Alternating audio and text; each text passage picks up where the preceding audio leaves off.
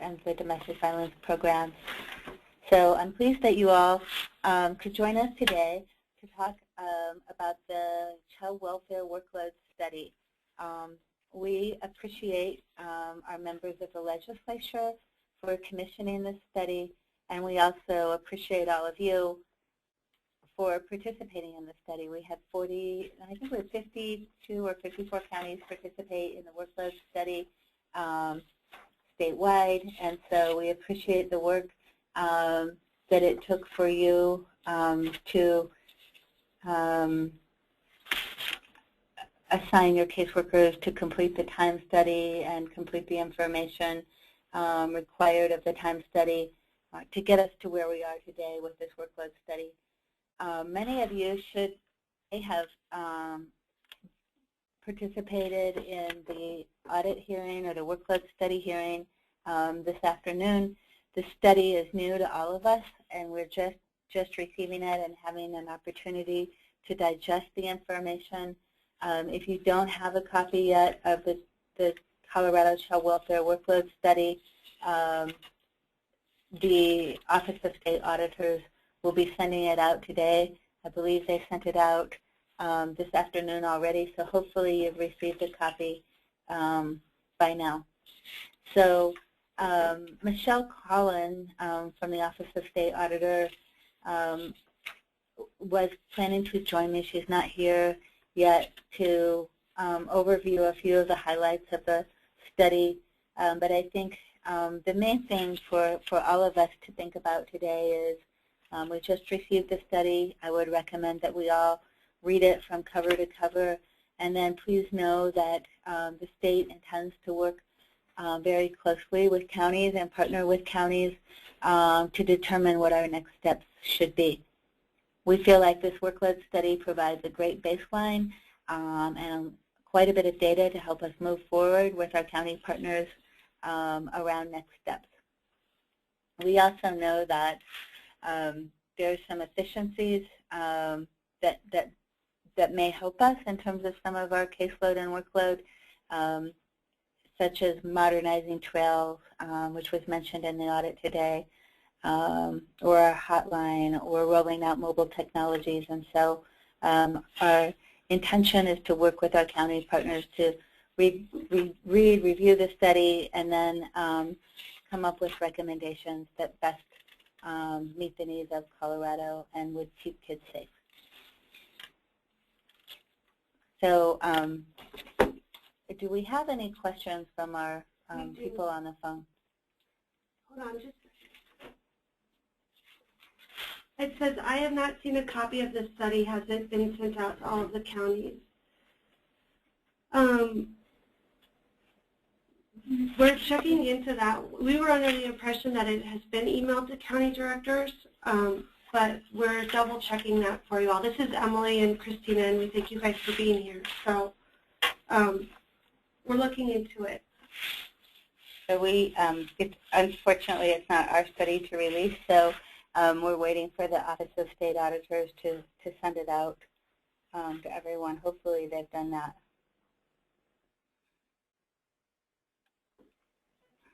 Other questions, Emily or Christina?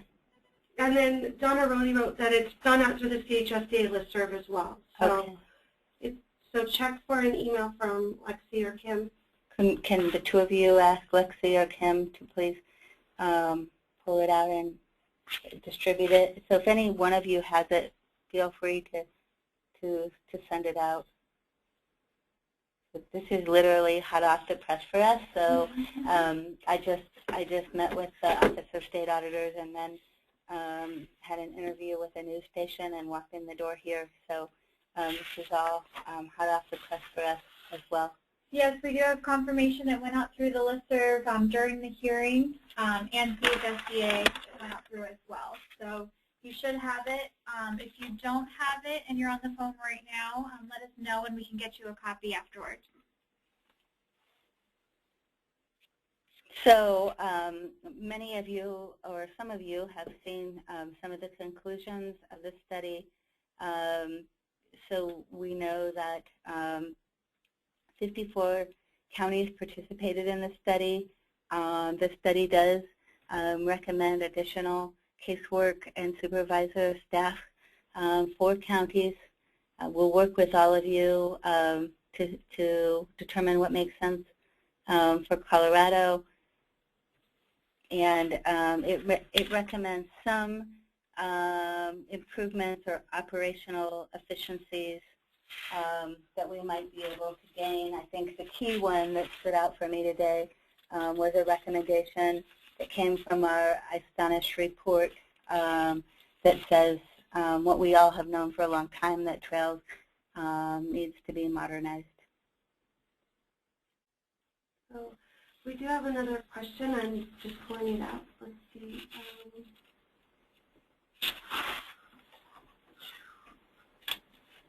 Julie, can you give us your initial impressions of the audit and the recommendations? So, our initial impressions are that this provides a great baseline. It gives us data that we haven't had before and a great place to move forward. And so really, I think for us at the Colorado Department of Human Services, the key takeaway is that we need to work with our county partners, key stakeholders, and obviously members of the legislature to determine next steps for Colorado. I think it's positive. I'm glad that 49 counties participated. It's helpful. We have more information about our caseload and workload than we've had. I understand that counties have been asking for a workload study for 10 or 15 years, and so overall, we're appreciative of the work that went into this study. We appreciate all of you for your hard work, and the legislative auditors for bringing this study to Colorado, and the governor also for his efforts around the governor's child welfare master plan and putting forward funding to fund this important study. We will certainly bring this study to our next Child Welfare Allocation Committee meeting, and it has already been set as an agenda item for that meeting, and we will be digesting this study over the next few weeks to think about what are our next steps for Colorado. Certainly would love to hear from counties what your perspectives are, what you think the needs are for your county, and how you would like to partner with us to move some of these recommendations forward. Thanks, Julie. Michelle will be here shortly.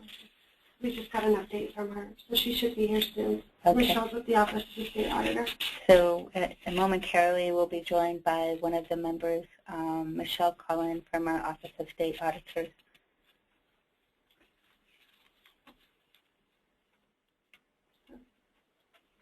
Other questions from the group?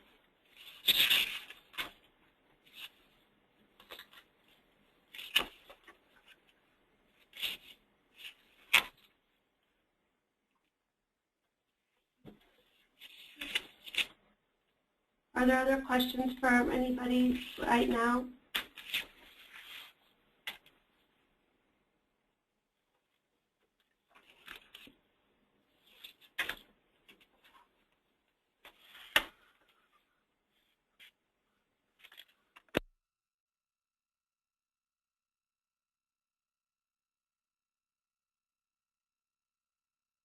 Okay, we have another question. I have another question here. It said, so the report came out with an email saying we can't share the report, and there is a fine if we do share. Is that information obsolete? Yes, at this point the report is now public, and so it can be shared. The Office of State Auditors approved for the report to be released at approximately 1:30 or 2 o'clock today. So yes, feel free to share the report. At this point, this is a public report. Okay, I have another question. What do you think about the charts and supporting documentation about the lack of client contact by our staff? Which chart in particular are they pointing to? If you could specify the chart, that would be great. Or the page number would be best.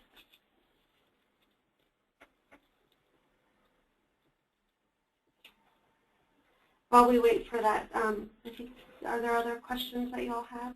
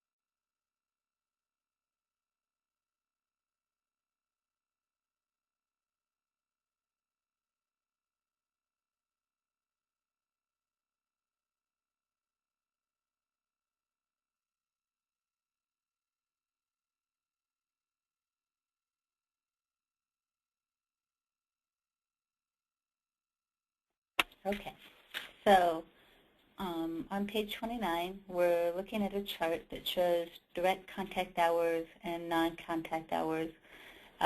So this came up in our meeting today with the Office of State Auditors, and so direct contact tasks were defined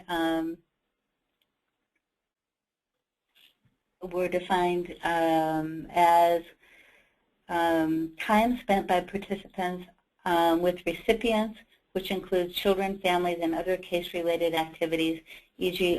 alternate care providers, reporting parties, attempted contact, and community-related activities, to the time spent on other tasks which do not involve such direct contact. So non-direct contact included documentation, travel, and consultations, such as the consultation that might occur with a caseworker and their supervisor. And so the takeaway for us was a couple of things. One is, at first blush, it could appear that we're spending less time with clients than we would like to and more time on paperwork. And so we're certainly well aware of a need to modernize our systems, modernize trails, streamline some of the data, child welfare rules, and be as lean and efficient in our processes as we possibly can.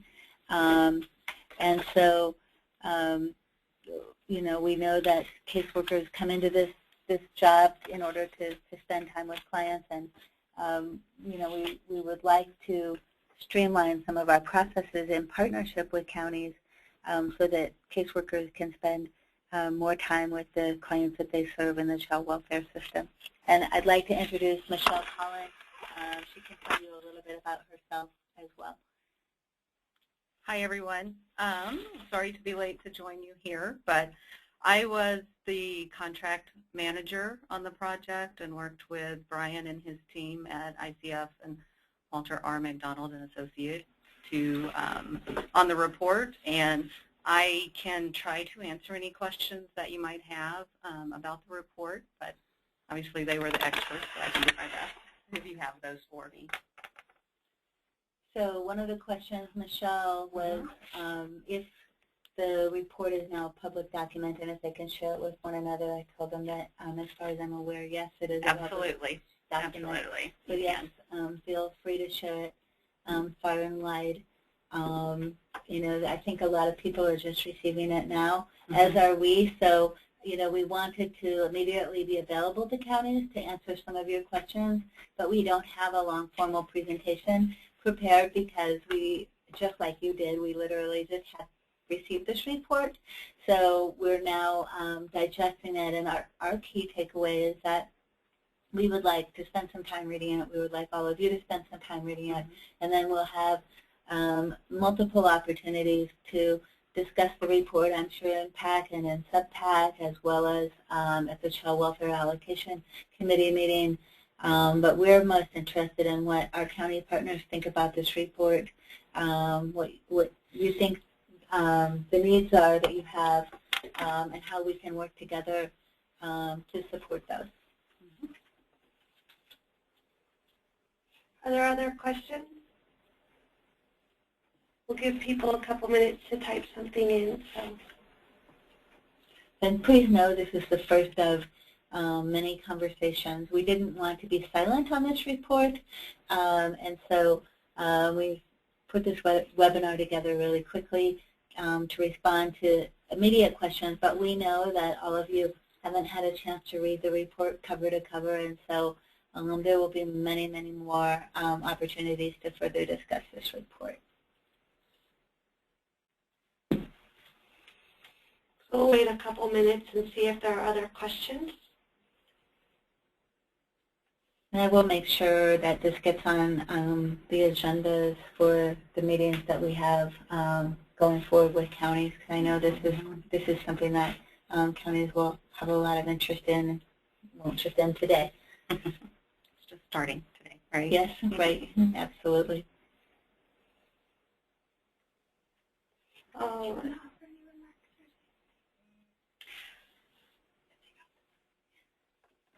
All right, so I have a couple questions here. Can you, I think this is for you, Michelle. Can you please describe the chart in detail on page 60?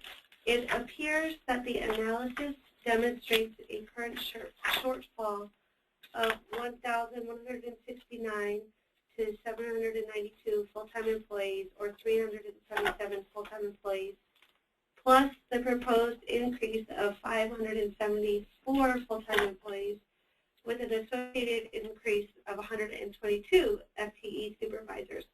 Please describe if this is correct in the details. Okay, this is Michelle. So I will do my best here. So the 574 is the difference between the 1,743 and the 1,169. So the 1,169, that is the actual measured FTE that was used to provide the work on those cases in each of the different service areas during the month of February when they did the time study. So that's what it equated to, was 1,169 FTE. For the 52 counties that, 54, actually this one is 54 in this table. So no, I will point out at the bottom, right below that table there in the paragraph, you'll see in the time study there were 792 caseworkers who participated, but the data showed that the work that was done was the equivalent of 1,169.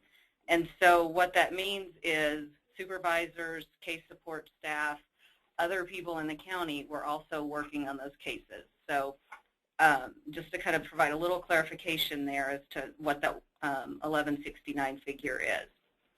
So the 1743 figure, this number is derived from the column right before that, the estimated monthly hours per case.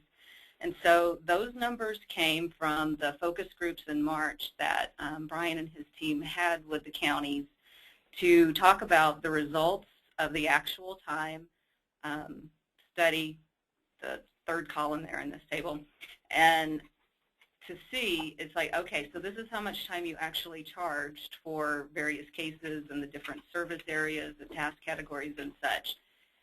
Is that the appropriate amount of time? And my understanding is they had many conversations throughout these focus groups as to, so what is required for the different service areas?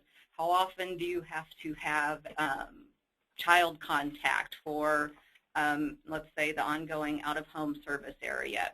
And did the data show that, my understanding, I believe, is it's supposed to be monthly, so I don't know if I'm absolutely right on that, but the data did not show that monthly meetings were happening with the children in the out-of-home placement. And so adjustments were made to the actual figures to try to account for all of the various pieces of the process that are required to happen, as well as in some cases it was situations where, and I think if any of you listened in today, Brian had gave an example of family meetings where the time showed that staff were spending an average of 45 minutes for a family meeting, but throughout the focus group discussions, it had the folks that he talked to, the consensus was to really have an effective family meeting, to have the discussions that you need to have, that it really should probably be more like 120 minutes, so 2 hours for a meeting. So they made adjustments to those numbers to account for those types of things too. And so on pages, let me get you the right pages here in the report, starting on page 55 through page 58, there's some various discussions in there for each of the service areas that kind of helped explain when they made adjustments to those estimated times. And so when they, after coming up with the adjusted amounts and then applying it to the monthly caseload, they came up with that estimated case-related FTE number. And so to do what needs to be done to meet all the requirements and, I think as they put it, to meet the needs of the clients, what you would need would have been 1,743 FTE. And so the difference shows that there would be an additional 574 FTE needed. So these are estimates. I know it was a 1 month in time. This is what it showed, but this is what the contractor had come up with as far as a guideline for where there may be a shortfall in caseworkers. So the supervisor amount, that they applied a supervisor to caseworker ratio, and this is on the top of page 61, of 1 supervisor to 4.7 FTE in the caseworkers. And so that's just a straight, you know, if you were to hire an additional 574 caseworkers and applied that ratio, and that doesn't account for anything that's actually happening in policies within counties currently, that would result in 122 supervisors. So that's just a straight math equation there, and how they came up with that number. And we know that some counties have different ratios Correct. Than that, and so this is why we feel like we would need to work with our county partners to determine what's really best for all of you, given the differences in your counties. That's right. So, Michelle, you may have answered this, but I just want to make sure that a questioner had a follow-up. So it says, but as a result, do you aggregate the numbers to come up with the true shortfall? So 377 plus the 574 FTE. I'm not sure the 377, where's that number coming from? I can ask. Okay.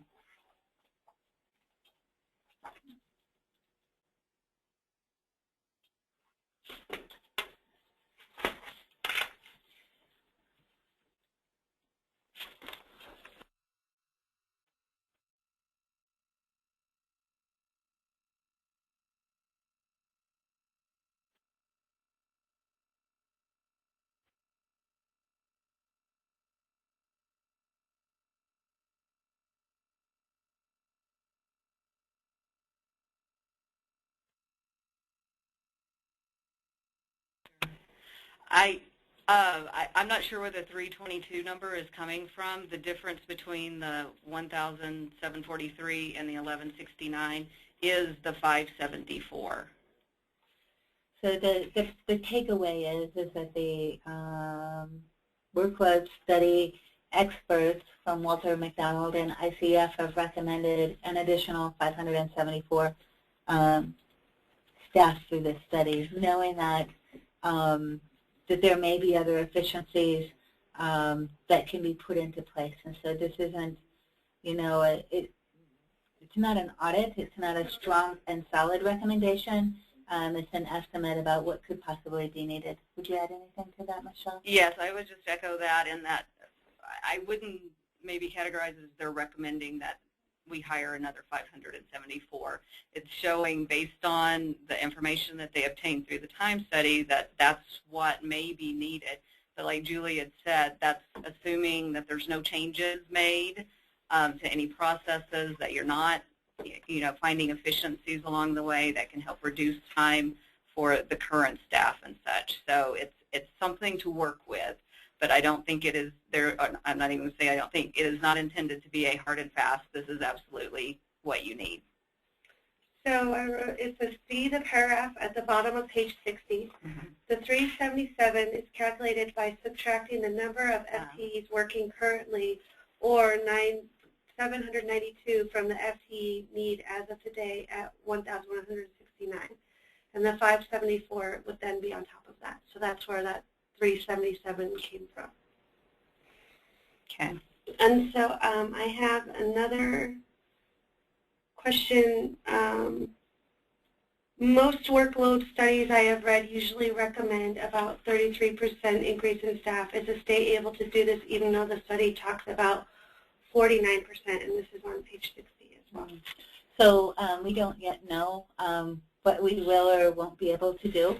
Like I said, we just received this today, and so we will need to work with our county partners, our members of the legislature, our Office of State Budget and Planning and Joint Budget Committee, and other stakeholders to make some recommendations based on what we're just learning today. And so we're not prepared to make any sort of a budget recommendation, having just received this today. We do commit to working with all of you to better understand the study and better understand what your needs are.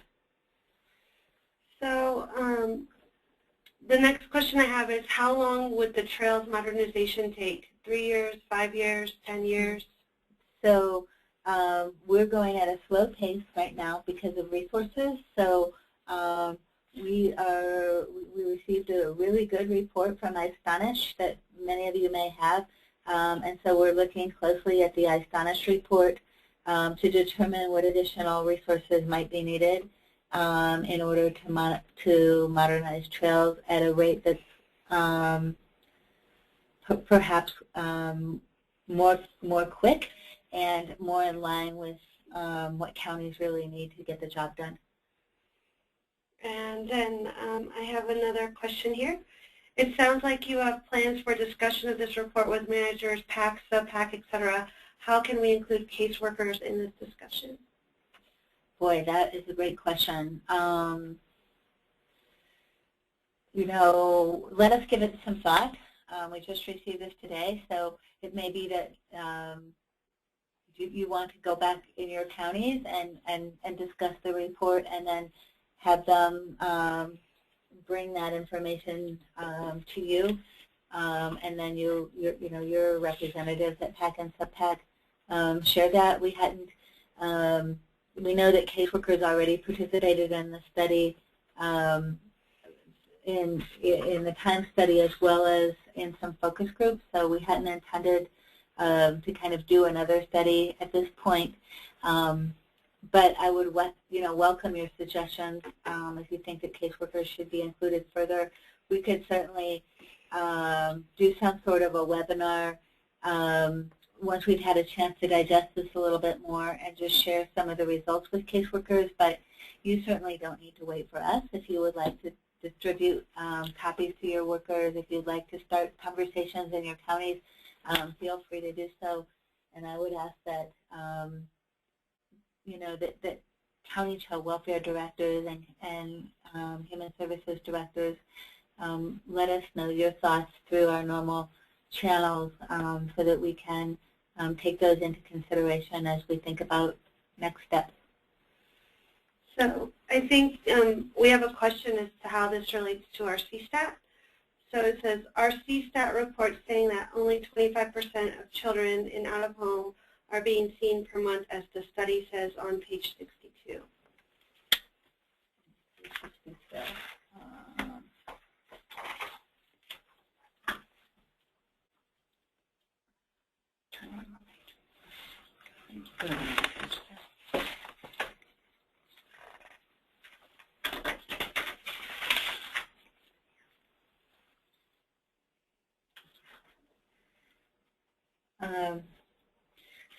So this is something that I'll need some time to understand, because we are not showing in our ARD data in terms of kids being caseworker visits with kids in and out of home such a low number. So this is quite a discrepancy in terms of what's being observed in the report, but what our reviews are showing. And in fact, we looked at caseworkers' contact with kids, and it looks like the numbers that we have are showing more favorably than those that are reported in the study. This is Michelle. I would just add, I can't comment on what the CSAT figures show specifically, but that is something that the contractors, had recommended or suggested here at the end of the report, is to take this information from the time study, to look at your CSAT scores and see, do they seem consistent? Are you seeing in some counties where maybe things are taking longer, and then CSAT shows that maybe there is an issue there, or vice versa? Maybe people are taking longer, but a county is doing really well, and so maybe that's warranted the extra time. So I think that's definitely part of what ICF was wanting the department and the counties to do with the information provided, is to take it and look further into it to see how it relates with performance. So well, their comment was, I just don't think it's that low. So.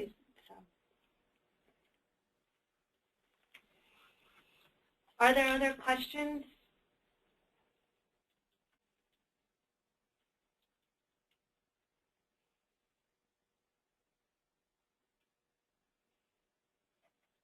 So we can wait a couple.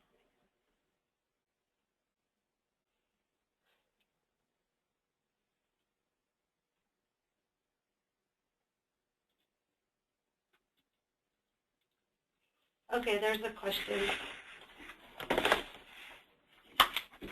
She's just looking for it right now. So it says, if we see discrepancies with numbers, say how many caseworkers we have or referrals or whatever, should we try to correct, or does it matter? That is a great question. So I think it's well worth bringing to our attention and to the Office of State Auditors. I don't know what you do, Michelle, after you've already released an audit report if someone finds a discrepancy or wants to make a correction from the audit perspective. From human services perspective, having the most accurate data is very important, because we'll, base any of our recommendations on the most accurate data that we have. I would say, you can absolutely let us know. Just the information in Chapter 1 on the number of referrals and, well, I'll stop with referrals, number of referrals and services provided and all of that. The contractor got that from the department's data book, and so that information, I would say if you have any issues or concerns about some of that information, definitely talk to the department about that, because that came from them. As far as some of the information on the number of caseworkers per county and such, I know the contractor had sent out requests to all counties asking you to provide that data for your county. They received, and I'm trying to find the right page where we say it, I think it's on page 4. They received information from 49 of the county departments to provide some of this information. And so what's reported here is what was reported to them. And so if it's not up to date now, or if you have concerns, I guess that was what was reported to them at the time. You can let me know. I'm not sure what we would do with it, honestly, at this point, but I think what Julie said, the department definitely would need to know that. I know that was one of the challenges just at the very beginning of this project, was there is no central source of this information at a statewide level, and you have to go to each county to get it. And so that's what the contractor attempted to do at the beginning of the project. It is definitely a moving target as well. Counties are hiring, people are leaving counties, practices are changing, allocations are being redistributed, and so in any given day you could do a count of caseload and workload and numbers of caseworkers, and a week later the numbers could shift a little bit. So I would just suggest that you send any, if you see something that you just feel like is completely wrong, send it to us, and we'll take it into consideration as we're formulating our next steps. Okay. So I have a comment. For example, the staff number for Cheyenne is incorrect. They have 1 worker and 1 supervisor, but it states that they have 3. So total states 3. So I have another question if y'all are ready. Yeah, we're ready. Does the number of additional caseworkers that are recommended account for the counties that did not participate in the study, or can that number be projected out to include all Colorado counties? I'm referring to the 574 number.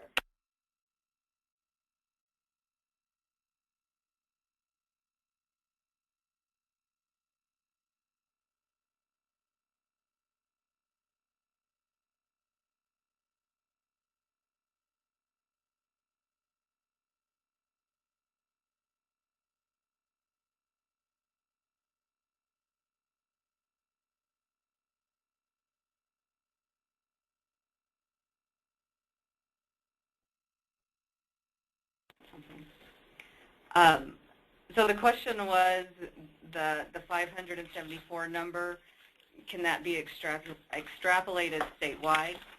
I will, just to clarify if there's any questions about this. So the 574, it was calculated based on the counties that participated and the staff within those counties that participated.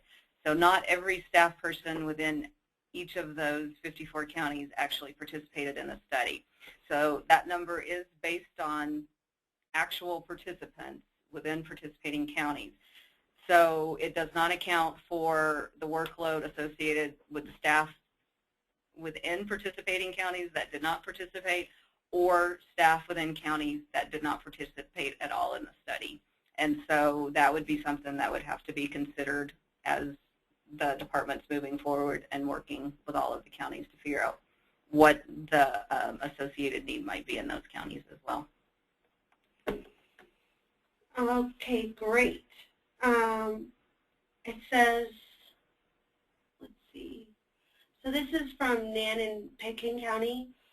We take Western Eagle County referrals cases, so it looks like we have 4 caseworkers, but 2 are dedicated to Eagle. It is a technicality. It's technically correct, but there are nuances. We tried to clarify with the contractor, but it is unique to serve part of a county. So just an FYI.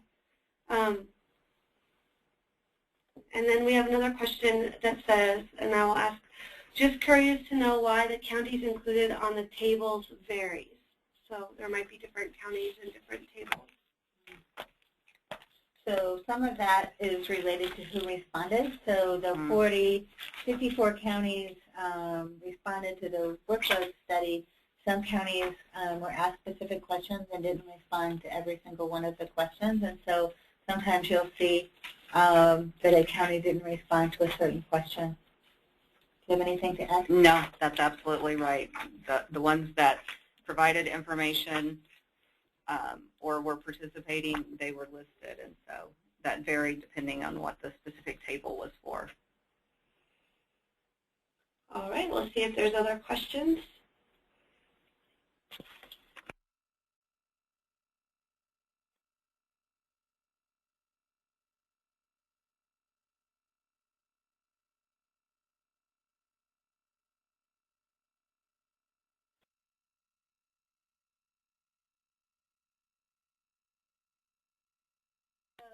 For the folks on the phone, we're a little concerned that there may be people that are driving in their cars and aren't able to type a question in, but yet may still have a question. So Emily has the technological genius to be able to take you off of mute. So people who are in their cars and can't type a question can go ahead and ask their question verbally. Let's try that. Is there anybody that would like to speak a question? I'm in the process of unmuting.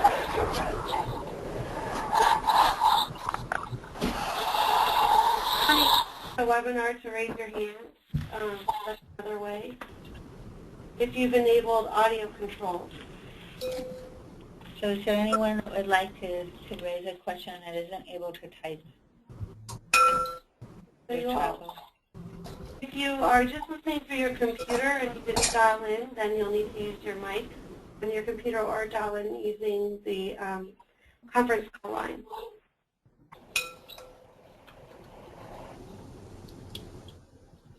So, and please know this isn't your last opportunity to ask a question or pose a comment. We will be shopping this study around at various county director meetings and PAC and sub-PAC and QUAC, and so if you can't wait in today, there'll be plenty of opportunities. So we'll wait just a couple. Let's see.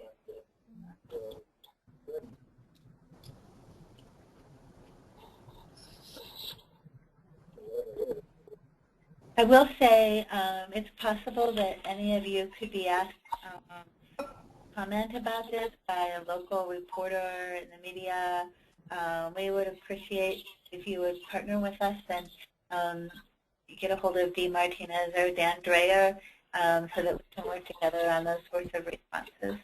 If they come, we'd appreciate having you let us know. So I have a question. This question came up before the study, but what will the impact of this be, fiscally, practice, etc.? So it's too early to say. This is a great start for Colorado. It gives us a baseline to move forward. It gives us a lot of new data and information that we have had before. So where will we go with this next?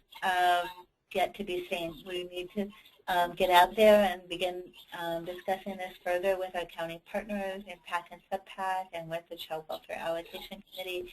We'll also, I'm certain, be asked additional questions by members of our other branches, such as the legislative branch. And so we'll be partnering closely with all of you to think about what our next steps are.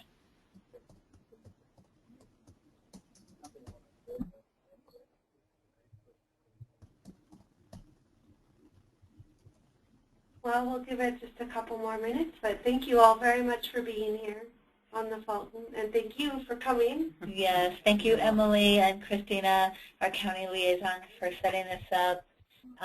Thank you, Michelle, for joining us. And again, we appreciate all of our county partners for participating in the workload study, for being here on the phone today. Like you, we don't have a ton of information to share because this study is literally hot off the press, and so we all need some time to digest it, but we have every intention of working closely with our county partners to make sure that we have the information correct and that we are partnering to think about what are our next steps for Colorado. How do we keep kids safe? This is Michelle, and I would just echo the thank you on behalf of our office and our contractors as well for everybody's participation. And we fully recognize how much time it took and effort on behalf of you and your staff, and we appreciate it. And hopefully, I believe there's lots of good information here that can be used to help the department work with all of you to move forward and see where to go from here. Thank you, everyone. If there's no last questions, I think we'll wrap up the call today, and we'll get back to all of you soon about other opportunities that we may have to discuss this workload study. Okay, great. Thanks, everyone. This is Christina and Emily. If you have not received the report and want that link, just send either one of us an email, and we'll get that over to you. But thank you all for joining us. Thanks a lot.